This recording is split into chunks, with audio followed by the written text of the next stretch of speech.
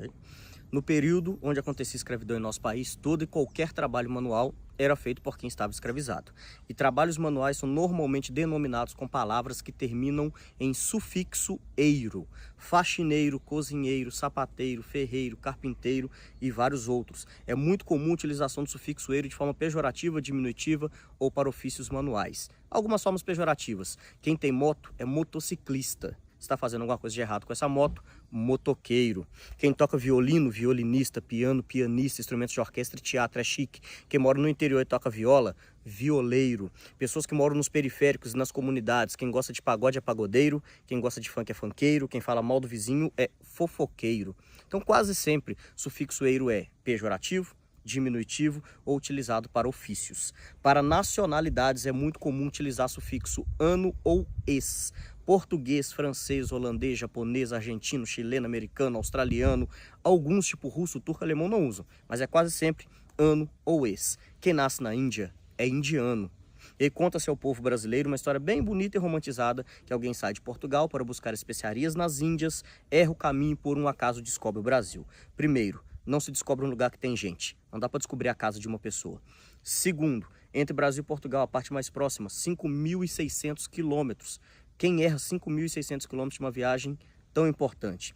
Terceiro, em 1494 foi assinado o Tratado de Tordesilhas, dividiram o mundo ao meio. Onde fosse colonizado, metade é de Portugal, outra metade é da Espanha. Se dividiram em 1494, em 1500 sabiam da existência. Vieram tomar posse de uma terra que tinha nome Pindorama, palavra do Tupi-Guarani, que significa terra das palmeiras, palavra essa utilizada dentro dos navegadores, porque Pindorama já era rota de comércio, e era rota de comércio porque tinha gente. Mas nessa história bonitinha de ir para as Índias, chamam as pessoas de Pindorama de índio e indígena. Quem nasce na Índia é indiano, não é índio, muito menos indígena. E no nosso vocabulário, a palavra índio e indígena tem formatos pejorativos e esses formatos foram utilizados no período de colonizações, mas foram apagando e escondendo isso de nossa história.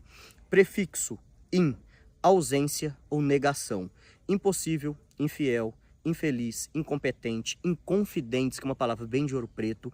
Indígena era, não é mais, não gente.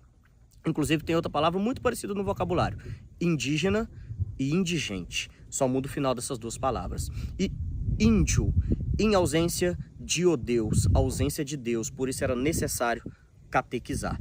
Chamar povos originários, assim deveriam ser chamados até hoje, em terras colonizadas, de índio e indígena, além de tirar a identidade desses povos, eximia o colonizador de culpa. Se não é gente, não tem alma, escravizar ou exterminar, não tem problema nenhum. E alguns desses povos que aqui já estavam sabiam como cortar e principalmente extrair pigmentos do pau-brasil. Isso era ofício. Ofício termina em sufixo eiro. Quem fazia esse trabalho era chamado de brasileiro.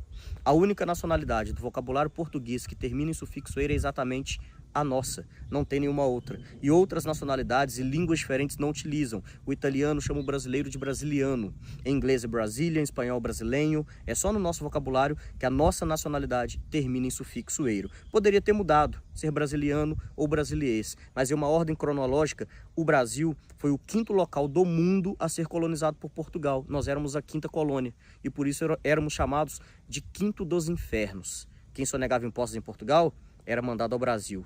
Quem roubava em Portugal era enviado ao Brasil. E aí utilizou-se a palavra brasileiro, que era uma denominação para povos originários escravizados cortando pau-brasil, como nossa nacionalidade e se manteve até hoje. Com isso posso dizer que todos nós brasileiros descendemos diretamente da escravidão, independente de pigmentação da pele, lado político, religião, quer queira, quer não, porque os primeiros de nós brasileiros estavam escravizados há mais de 500 anos.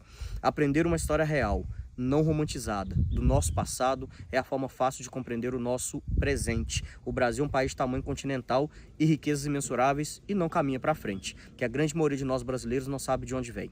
Tiraram nossa identidade, nossa ancestralidade e nos dividiram de forma política, econômica, religiosa, regional, social, racial. Hoje somos brasileiros brigando com brasileiros, muitas vezes sabe nem o motivo da briga, quando sabe utilizando os motivos que acabei de citar, quando o ideal era lutar contra esse sistema que vem escravizando o povo brasileiro em épocas e formas diferentes atualmente e há mais de 500 anos.